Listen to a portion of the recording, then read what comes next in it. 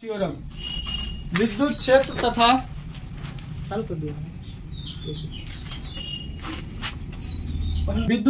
विद्युत क्षेत्र के बारे में पढ़ना और गॉस थ्योरम के बारे में पढ़ना है।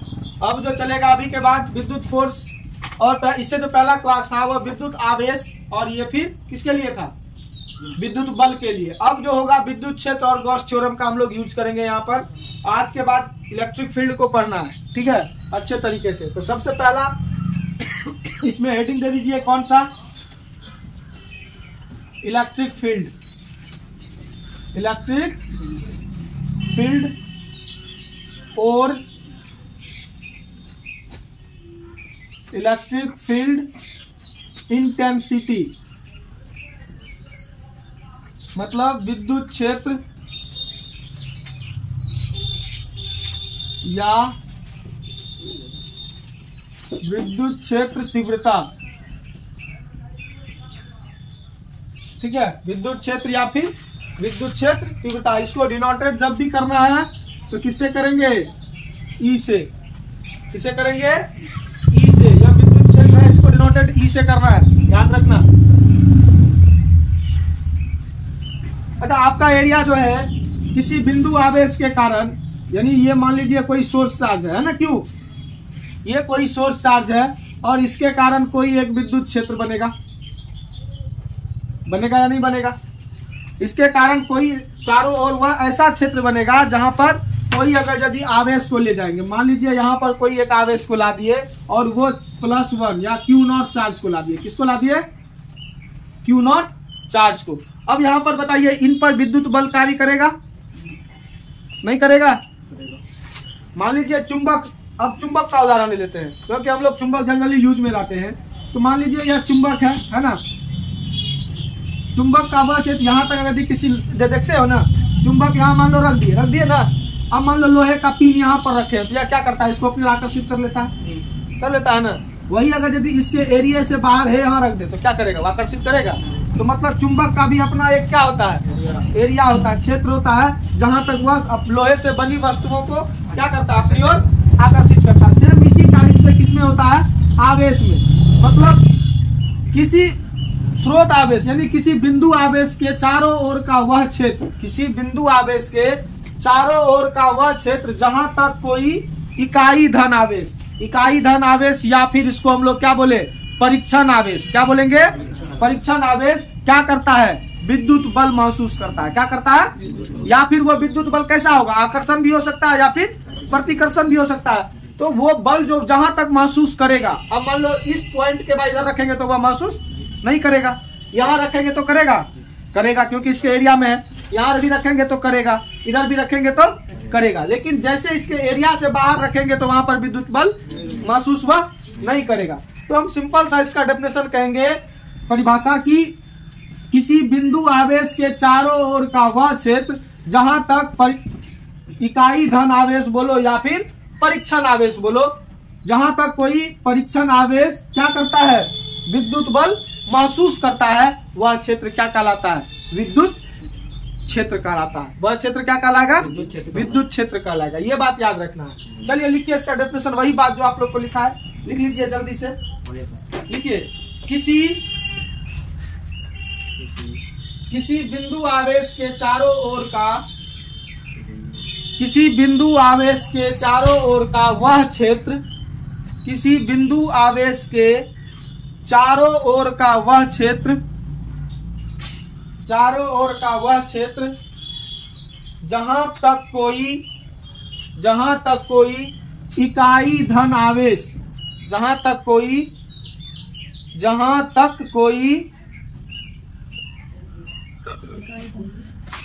इकाई धन आवेश विद्युत बल महसूस करता है, विद्युत बल महसूस करता है, विद्युत बल महसूस करता है, विद्युत क्षेत्र कहलाता है। विद्युत क्षेत्र कहलाता है। लिखिए, विद्युत क्षेत्र का था। पैराग्राफ चेंज करके लिखिए। इसे प्रति इकाई इसे प्रति इकाई परीक्षण आवेश पर, परीक्षण ऐसे होता है,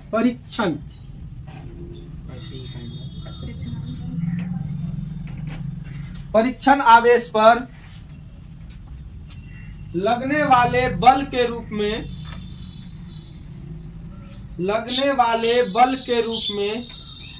मापा जाता है। लगने वाले बल के रूप में मापा जाता है। देखिए किसी बिंदु पर, मतलब किसी पॉइंट चार्ज के कारण इस पर लगने वाला बल जो होता है, जहां तक उसका बल महसूस करता है वह क्षेत्र क्या कहलाता है? विद्युत क्षेत्र कहलाता है। यदि Q बराबर क्या है? यदि Q नॉट बराबर, इसको हम लोग क्या बोलेंगे? परीक्षण आवेश। E बराबर क्या होगा? विद्युत क्षेत्र। F बराबर क्या होगा? विद्युत बल। तब देखिए, तब हम लोग कैसे करेंगे? इसे प्रति इकाई टेस्ट चार्ज पर लगने वाले बल के रूप में मापा जाता है। तो E बराबर क्या होगा? F by Q naught. क्या होगा? F by Q naught. ये इसका फॉर्मूला हो गया, ठीक है। या यहीं से हम लोग देखें तो F बल निकालने का फॉर्मूला क्या होगा? Q not into E। देखिए होगा ये, इधर मल्टीप्लाई में, उधर जगह क्या चीज में होगा? डिवाइड में। इधर भाग में, उधर जगह क्या चीज में होगा? गुना में होगा। अब हम लोग जब हम नॉमेरिकली में यूज करेंगे, मतलब जब हम क्या चीज नॉमेरिकल जब बनाएंगे तो उस कंडीशन में हम लोग E बराबर कौन सा फॉर्मूला यूज करेंगे? F बाय, कभी वेक्टर मेरा हट जाएगा। क्या हो जाएगा? कभी वेक्टर मेरा हट जाएगा। और देखिए इसका SI मात्रक क्या होगा बाबू? अब इसका SI मात्रक ऑब्जेक्टिव में भी पूछता है, बहुत ही ज्यादा इंपॉर्टेंट है। और साथ ही साथ अगर ऐसा पूछेगा तो आपको SI मात्रक और डायमेंशन और राशि तीनों लिखना है। इसका SI मात्रक क्या होगा? इलेक्ट्रिक फील्ड का। बल का मात्रक क्या होता है? न्यूटन। आवेश का मात्रक कूलम। इसका क्या होगा? न्यूटन प्रति कूलम बोलो या फिर न्यूटन पर कूलम बोलो।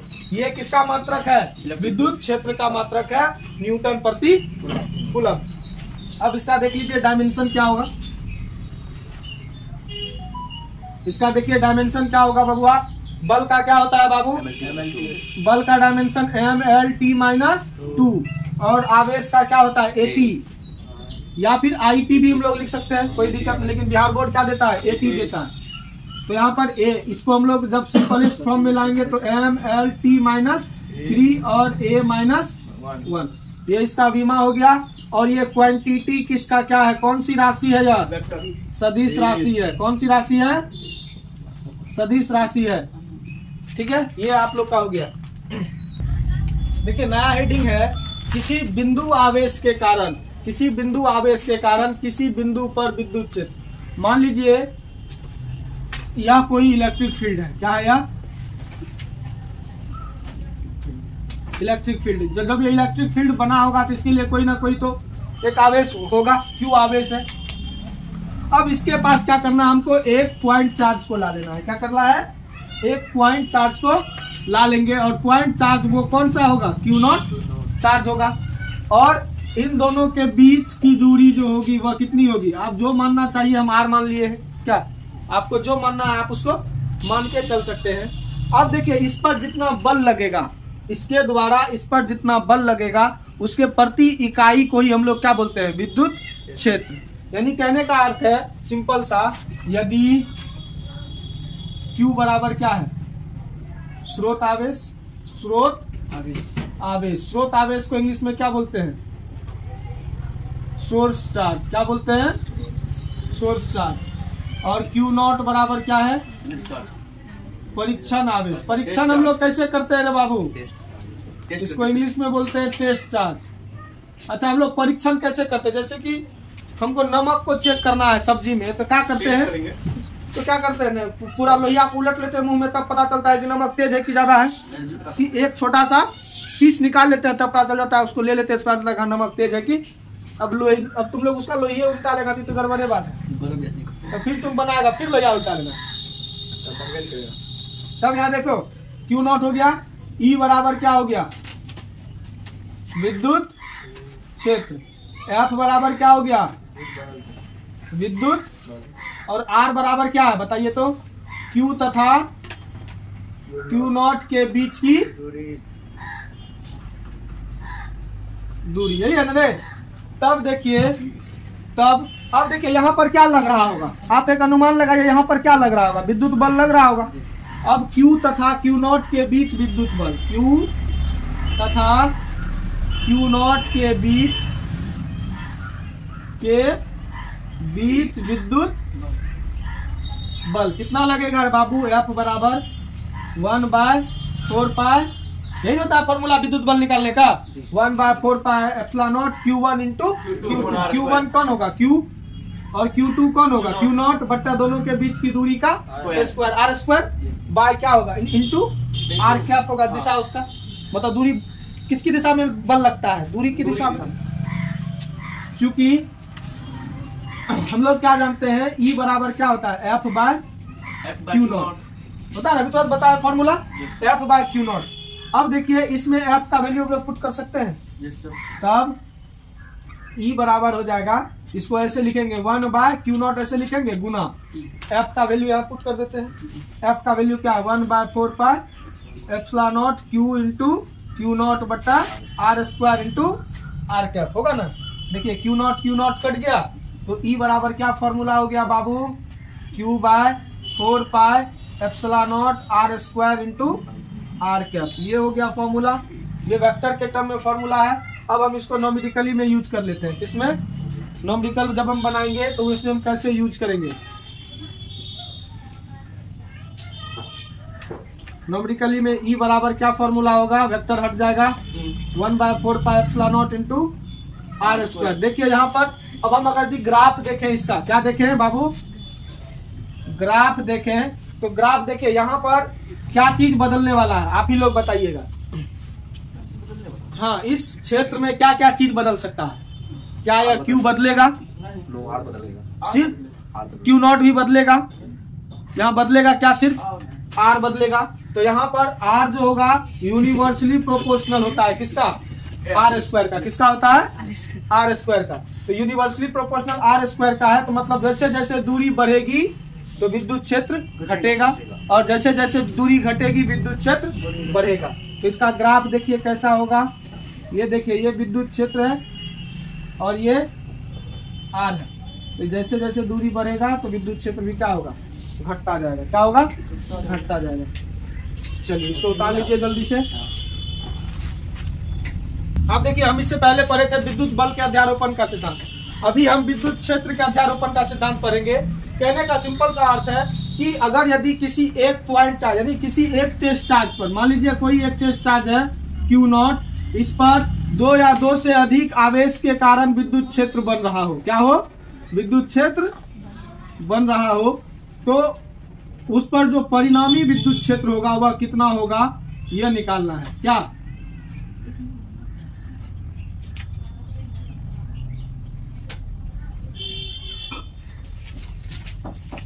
मान लीजिए यह Q1 आवेश है और यह Q2 आवेश है, यह Q3 आवेश है और यह Qn आवेश है, और इन दोनों के बीच की दूरी R1, R2, R3 और ये Rn। तो इस पॉइंट पर इसके कारण E1 के कारण E1 फील्ड बन रहा है, E2 बन रहा है, E3 बन रहा है और ये En बन रहा है। मतलब किसी एक टेस्ट चार्ज पर 2 या 2 से अधिक विद्युत क्षेत्र हो, तब उस कंडीशन में उसका परिणामी विद्युत क्षेत्र होगा वह उन सभी विद्युत क्षेत्र के सदिश योगफल के बराबर होता है। तो लिखो इस बात को जल्दी से, नहीं पहले लिखिए, जल्दी लिखिए। यदि किसी बिंदु पर एक से अधिक, यदि किसी बिंदु पर,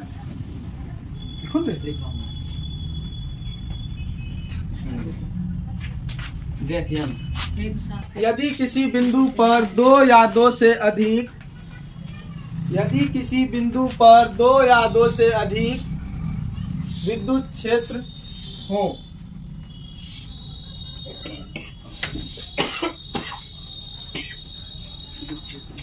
दो या 2 से अधिक विद्युत क्षेत्र हो, तब उस बिंदु पर परिणामी विद्युत क्षेत्र का मान परिणामी विद्युत क्षेत्र का मान परिणामी विद्युत क्षेत्र का मान उन सभी विद्युत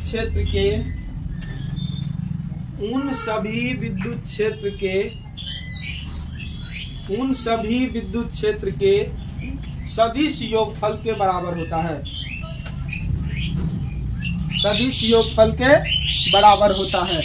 यहाँ देखो सदिश योगफल के बराबर होता है, यानी कि देखिए यदि ई बराबर क्या है, ई बराबर परिणामी विद्युत क्षेत्र है ना, परिणामी विद्युत क्षेत्र है। तब देखिए तब ई बराबर क्या होगा बाबू, सबको सदिश योगफल में जोड़ देंगे। ई बराबर E1 plus E2 plus E3 plus dot dot dot En होगा ना। अब देखिए इलेक्ट्रिक फील्ड का अभी तुरंत हम आप लोगों को फॉर्मूला बताएं बाबू, क्या बताए हैं देख लीजिए। ई बराबर आप लोग को फॉर्मूला बताए हैं, देख लीजिए Q1 ई बराबर देखिए यही फॉर्मूला है ना, ई बराबर Q/4πε0 R square into r cap. तो Q1 आवेश के लिए क्या होगा, Q1 बटा 4πε0, दूरी R1 है तो R1 square into R1 cap होगा। फिर प्लस चलते हैं दूसरा, E2 के लिए क्या होगा, Q2 बटा 4πε0 R2 का whole square into R2 cap होगा।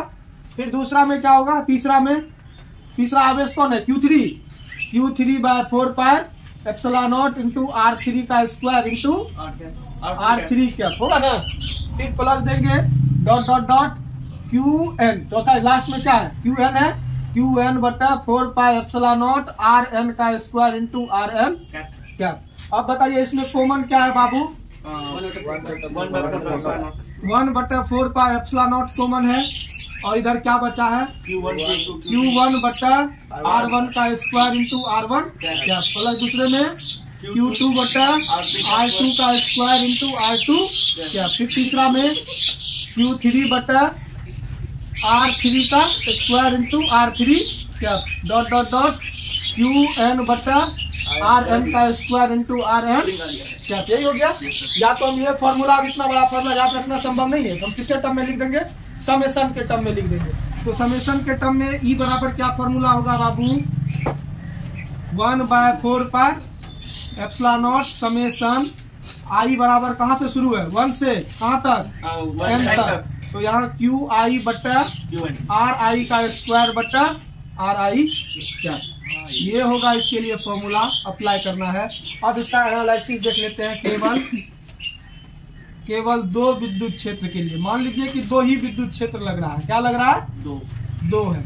तो दो के लिए ई बराबर क्या होगा, E1 प्लस E2, और सदिश को जोड़ने का तरीका A प्लस B क्या होता है, वेक्टर A प्लस B का क्या होता है, तो E बराबर होता है root under E1 square plus E2 square plus 2E1 E2 cos theta. अब देखिए दोनों के बीच जितना थीटा होगा उस अनुसार से हम लोग फॉर्मूला यूज करेंगे। तो इसके लिए फॉर्मूला दो के लिए ये हुआ। अब थीटा के वैल्यू पर डिपेंड करेगा फॉर्मूला। 90 लेंगे तो E1 square plus E2 square हो जाएगा। अगर यदि 0 डिग्री लेंगे तो E1 प्लस E2 हो जाएगा, रूट खत्म हो जाएगा। क्या है cos 0 का मान 1 ना, 1 तो इसको कीजिए तो 1 हो गया, तो 2E1 A प्लस B का होल स्क्वायर फॉर्मूला में चल दिया। तो इसका स्क्वायर करेंगे, स्क्वायर रूट कैंसिल हो जाएगा, तो E1 प्लस E2 नहीं होगा, वो थीटा पर डिपेंड करता है आपका। तो क्योंकि फोर्स में बताया है, चलो ले देख ले, यदि थीटा बराबर 0 डिग्री, यदि थीटा बराबर 0 डिग्री तो E बराबर क्या होगा, रूट अंडर, तो यहाँ cos 0 बराबर क्या होता है 1, cos 0 बराबर क्या होता है 1, तो E1 square plus E2 square plus 2E1 into E2, cos theta के जगह क्या रखेंगे 1। तो ये देखिए ये क्या हो जाएगा E1 plus E2 plus 2E1 into E2, A square plus B square plus 2AB, किसका फॉर्मूला A प्लस B का होल स्क्वायर। तो ये हो जाएगा E1 प्लस E2 का whole square, square root cancel, तो E1 प्लस E2 ये हो गया। देखिए वही चीज आया। फिर यहाँ पर हम लोग यदि 90 डिग्री लेंगे, यदि theta is equal to 90 degree, तो cos 90 का वैल्यू क्या होता है 0 डिग्री, 0 होता है। तो 0 होगा तो E बराबर क्या होगा, तो E1 square plus E2 square plus 2E1 into E2 गुना 0। तो ये टर्म 0 हो जाएगा। तो यहाँ पर E बराबर क्या बचेगा, रूट अंडर E1 का स्क्वायर प्लस E2 का स्क्वायर। ठीक है।